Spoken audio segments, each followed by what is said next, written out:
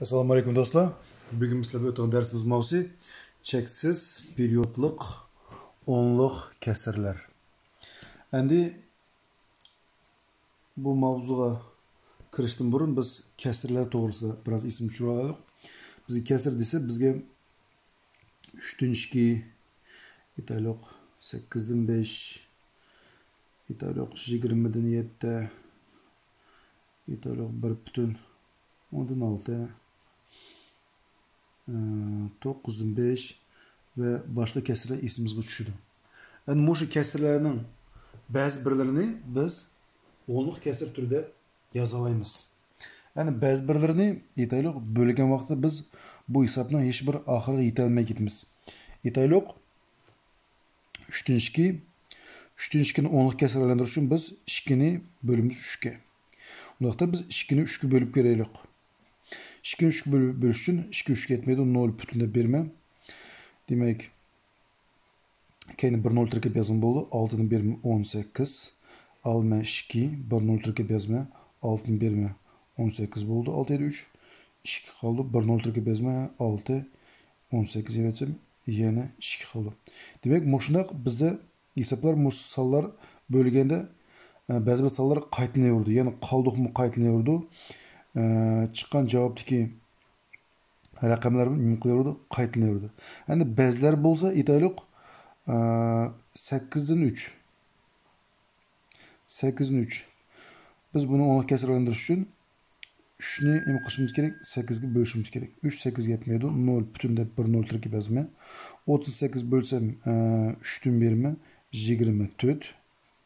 30 24 yazım 6. 6'nın keyingi 1 0 tırkib yazım boldu. 7'den 1'mi 7 8 56 ivetsem 4 1 0 tırkib yazma. Andikin 5'ten 1'mi 40. Şunun bilen mening javobim nima qildi? Dal chiqdi. Şu çağda bazıları qaranglar bölgende bazı bir rakamlar qaytlayverdi, qalduqlamayım qilib qaytlayverdi. Bazı bölgen vaqtida bizde javobimiz dal chiqdi. Axirgi bizning ayrimimiz qancha bilan 0 bilan oyoqlashdi. Shuning bilan biz musha nima deb tushungan bo'ldi. Agar bizda ayrimimiz 0 bilan va javobimiz dal chiqsa, agar ayrimimiz 0 bilan oyoqlashsa, buni biz cheklik onluk kesir deb aytamiz. Bu demek 0 bütün 375 mingdan 370. Bu bizde cheklik onluk kesir bo'ldi. Yani bazıda bölgende bizde ayrımım 0 emas, yana şu rakamlar qaytlanib yozadi ve şu hesabın ahiri yetemey, yana rakamlar qaytlanıversa, biz bundaq kesirlarni bu 0,666 deb yazgan. Bunu cheksiz degan so'z davomlashadi. Periodluq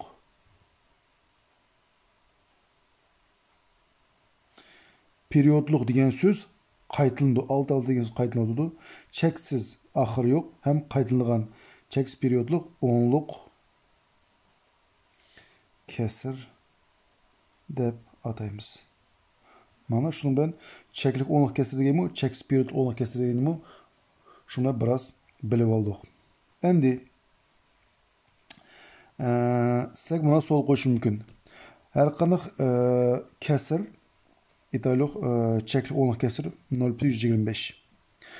Bunu biz cheksiz periodluq onluk kesir türü deyishga bo'lamdi. Albatta bo'ldi. Biz bunu tam 0,125 0 0 0 0 deb 0'larni qo'shaversak bo'laverdi.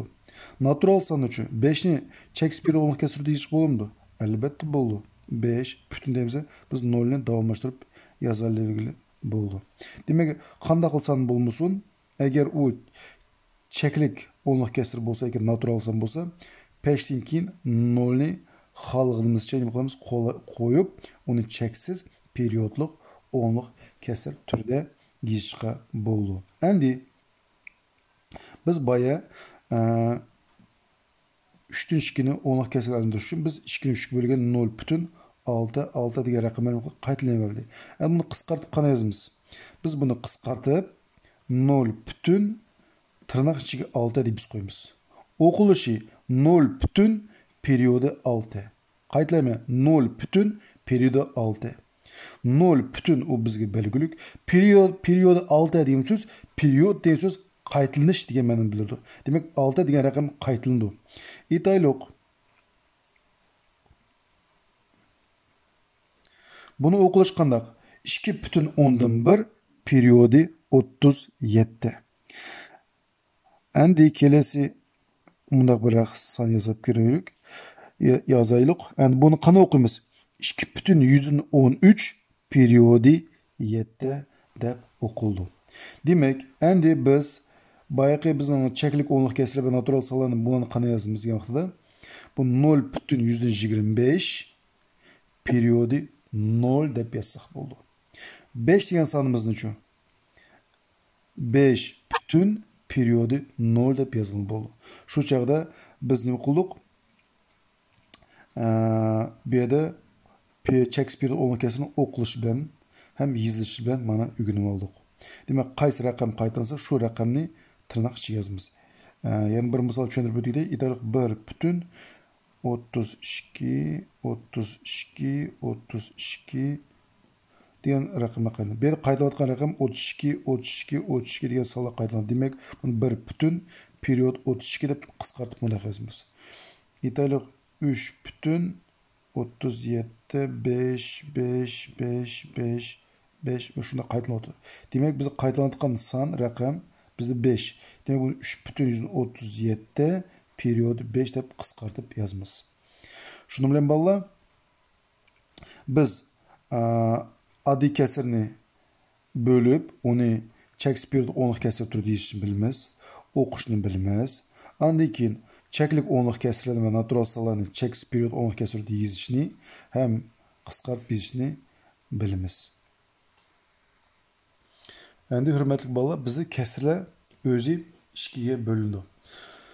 Cheklik o'nliq kesir. Cheklik o'nliq kesir deb biz boya bo'lganda ayrim nollikdan ve javob yetelaydigan kesirlarni cheklik o'nliq kesir deb aytamiz. Cheksiz o'nliq kesir degani nima? Biz ayrımızı 0 bo'lmaydigan bo'lganda, ayrıma hech qanday biz 0 bo'lmadi. Bo'lgandagi raqamlar, javobga raqamlar qaytaraveradigan va ayrımızı 0 bo'lmaydigan bo'lishda kesirlarni cheksiz o'nliq kesir deb ataymiz. Demak, bularni bo'lganda hech qanday bo'lavergan siri ayrıma hech qanday 0 bo'lmaydi. Ya'ni bu ikki qaytaraveradi. Bu yerda 6 qaytildi. Demak, hech qanday 0 chiqmaydi. Yani cheklikda bo'limiz oxirida ayrimi 0 hem javobni dalillaymiz. Shu yerda kesirlar bizda 2 ga bo'linganligini biz mana ayırib oldik. Endi kelasi bundaq misol. Berilgan kesirlar ichida qaysi cheklik o'nliq kesir, qaysi cheksiz o'nliq kesir. Onun uchun biz bu kesirni olamiz. Birinchi kesir 36. Birinchi bu kesir qisqaradigan kesirmi, qisqarmas kesirmi, shuni ajratib olishimiz kerak. 36 bu qisqaradigan kesir. Qancha qisqartib bo'ldi? 6 ga qisqartib olsak 5 dan 1 bo'ldi. Demak, kesirni oldi bilan qisqarmas turiga keltirib olamiz. Yani bir qaytayman, agar kesir qisqaradigan bo'lsa, uni qisqartib olishimiz kerak.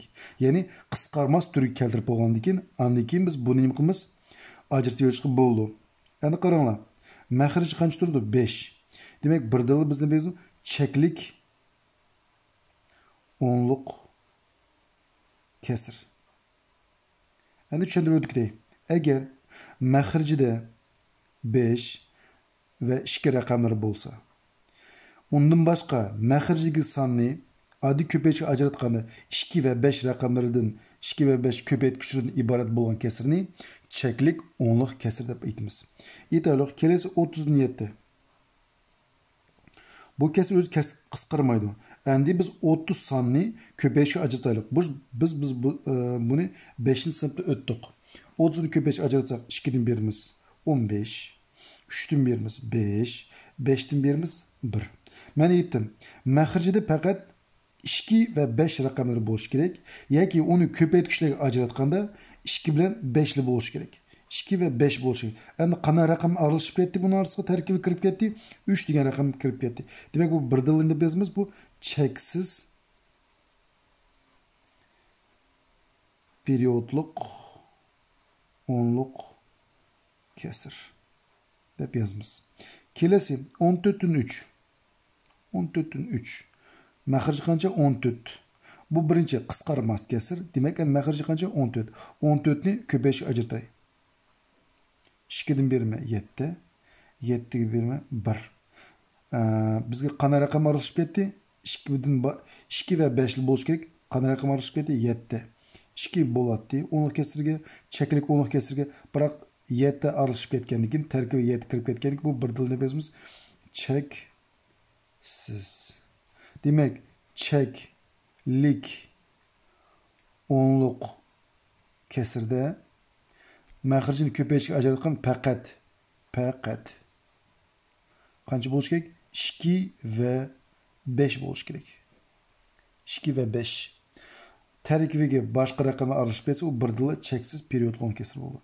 Cheksiz periodlik onluq kesir. Qisqartib yozdim xabarlar. Kelasi 27. Bu birinchidan qisqarmas kesir. Maxrij qancha? 20. 20 ni ko'payishga ajratay. 2'den berme 10, 2'den berme 5, 5'den berme 1. Faqat qaranglar 2 ile 5. 2 ve 5. Faqat 2 5. Keyotam bir dilimiz bu cheklik onluq kesir. Kelesi 70'den 13. 70'ni ko'payishga ajratay. Etaylik 2'den berme 35, 5'den berme 7, 7'ni berme 1. 2 ve 5 baki. Biz qanday raqam aralashib ketdi? 7. Demak, bu bo'ldi bizni cheksiz periodlik onluq kesir. Kelasi 12'den 5. 12'ni ko'paytirishga ajratay. 2'den berme 6, 2'den berme 3, 3'den berme 1. 2 2 bo'ladi. Kelasi qanday raqam aralashib ketdi? 3. Demak, bu nima bo'ldi bizda? Cheksiz. Endi cheklik qanday raqamlar bo'lishi kerak? Faqatla 2 ve 5 bo'lishi kerak. Onun başqa sonlar bo'lmasi kerak. Endiki navbatda biz berilgan cheksiz onluq kesirlerini oddiy kesirga qanday aylantiramiz? Uning uchun biz kesir sızaymiz. Barliq raqamni terib yozamiz. Meni ko'rayotgan raqamim 7. Alimiz mushu periodgacha, bizi period 7 ku. Periodgacha bo'lgan sonlar. Perioddan boshqa biz faqat qancha turdi? 0 turdi. Alimiz 0 ni. Endi qaranglar. Tırnaqning ichida qanchalar raqam bor? Bir tal raqam bor. Demak, bir tal 9 yozman. Teng. Qancha bo'ldi? 9 dan 7. Kelasi bir misol. 3,1 periodi 6. Teng. Barliq raqam tizib yozma. 3 1 6. Durustmi? 3 1 6. Alimiz bu periodgacha bo'lgan raqam qancha? 31. 31 ni evitma. Yani periodgacha bo'lgan raqamlarni tizib yozma ilishda. Endi maxrij nima yozma?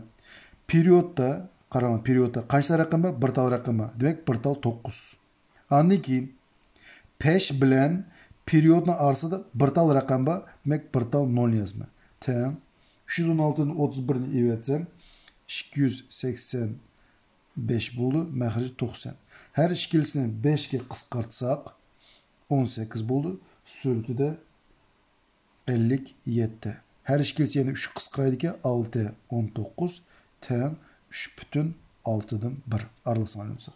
Kelesi etaylik 5,12 periyodu 32. Teng kesir sızayma.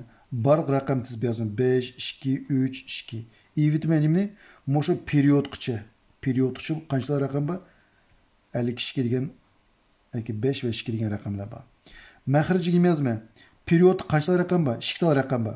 Bir raqam bo'lsa 1 tal 9, 2 raqam bo'lsa 2 tal 9. Endi pesh bilan period orasida 1 tal raqam bor, shuning uchun 1 tal 0. Teng. Bu yerda hisoblasam 5180 bo'ldi. 990 nollarni qisqartib etma. Javobi 5,99 dan 23 bo'ldi. Kelasi endi bundaq misol qarashtiraylik. 5,127 periyodi 4.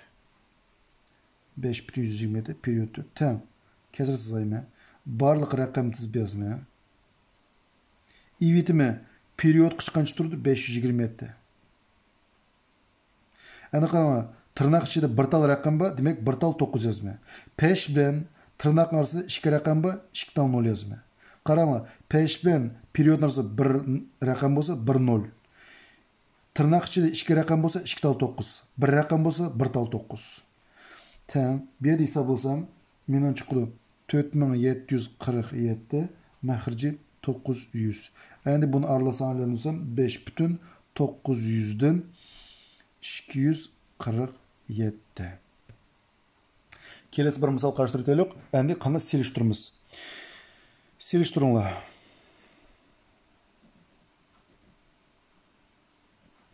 İtaliyok 3,7 hem 3 periyodda 7. Endi 3 periyodda 7 deganimizni tushunamiz. Buni 3,7 deb qaytalaymiz.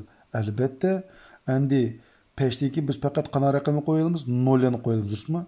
O'zinglar bayqab o'tgandek o'ng taraf san cho'ng bo'ldi. Kelasi salbiy son bo'laylik. 3,7 ham minus 3 butun periyodi 7. Bunu biz qana yazamiz? Minus 3 butun periyodi 7 qaytalanadi. Endi bularni selishtirib ko'raylik. Mana biz 0. 0'dagi birinchi uchirishgan raqam 0 ga yaqin son kechirsa minus 3,7. Andin keyin minus 3 butun periyodi 7 degan son uchirishdi. Ana qaysi bulan ichida o'ng taraf turdi? Albatta minus 3,7 o'ng taraf turdi. Demak, bu o'ng taraf son sol taraf sondan cho'ng bo'ldi. Shundan bugungi darsimizni oyoqlashdi. Barlarga diqqatinglar ko'pmi-ko'p rahmat.